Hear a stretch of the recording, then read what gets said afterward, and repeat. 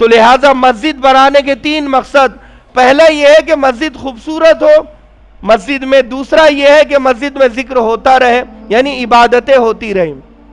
سیکھنا سکھانا ہوتا رہے، اور تیسرا یہ ہے کہ لہٰذا مسجد میں ایسے لوگ ہو جو رونے والے ہو، مانگنے والے ہو، کیونکہ مسجد نبوی میں کبھی ایسا نہیں ہوتا تھا کہ مسجد خالی ہو جائے، یا مسجد نبوی کے تعمیر کے موقع پر مشہور ہے کہ اللہ کے نبی صلی اللہ علیہ وسلم 3 پتھر اٹھا کر آ رہے ہیں، باقی صحابہ اکرام 1 پتھر، اور حضرت ابوبکر صدیق 2 پتھر۔ تو حضرت ابوبکر صدیق کو جب حضرت عمر بن خطاب نے دیکھا تو پوچھا، ابوبکر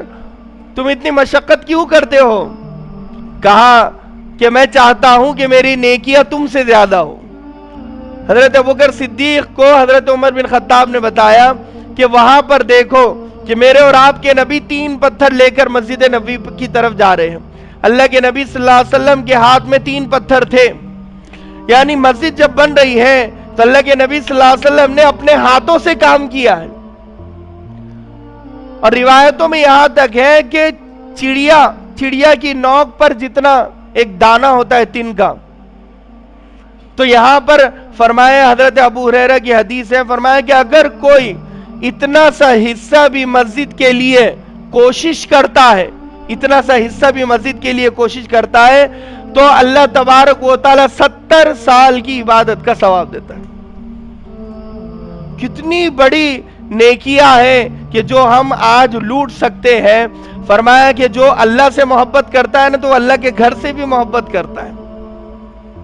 ہے نا۔ ہمیں کسی سے عشق اور محبت ہوتا ہے، ہم دیکھتے ہیں لو اسٹوری ہوتی ہے لڑکے اور لڑکیوں کی، تو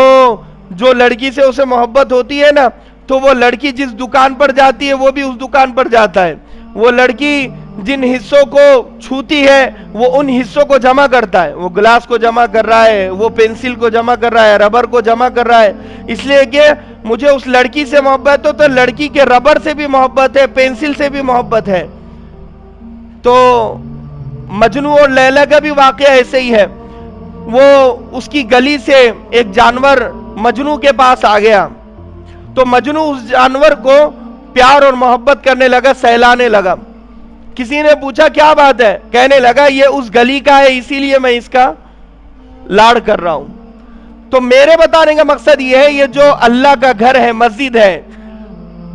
عہد الی ابراہیم و اسماعیل ان طہر بیتی للطائفین، اللہ نے کیا کہا؟ یہ میرا گھر، خانہ کعبہ کو کہا، مسجد کو کہا کہ یہ جو میرا گھر ہے، للطائفین، طواف کرنے والوں کے لیے کھلا،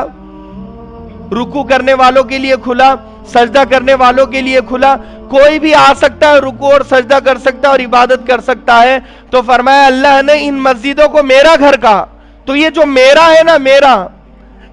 اس پر بات ختم ہو جاتی ہے۔ اگر کسی کو اللہ سے محبت ہوگی تو وہ اللہ کے گھر سے بھی محبت کرے گا، اور اللہ کے گھر سے محبت کی علامت یہ ہے کہ جب اللہ کے گھر میں کوئی چیز کی ضرورت ہو تو میں پیچھے کیسے رہوں، ہے نا۔ جب ہم گھر بناتے ہیں نا تو بیوی کہتی ہے کہ میں چاہتی ہوں کہ کھڑکی ایسی رہے اور پی او پی رہے اور جھومر رہے اور قالین رہے، اور میں چاہتی ہوں کہ ٹائلز یہ کلر کی ہو، بیوی ساتھ میں چل کر آتی ہے۔ بعض وقت آپ نے دیکھا ہوگا دکانوں پر کہ بیویاں ساتھ میں جاتی ہے کہ یہ کلر کی ٹائلز ہو، یہ کلر کا یہ ہو، اور یہ ڈیزائننگ شیپ ہو۔ کیوں؟ کیونکہ کوئی گڑبڑ نہ ہو جائے، گھر کی خوبصورتی میں کمی نہ ہو جائے۔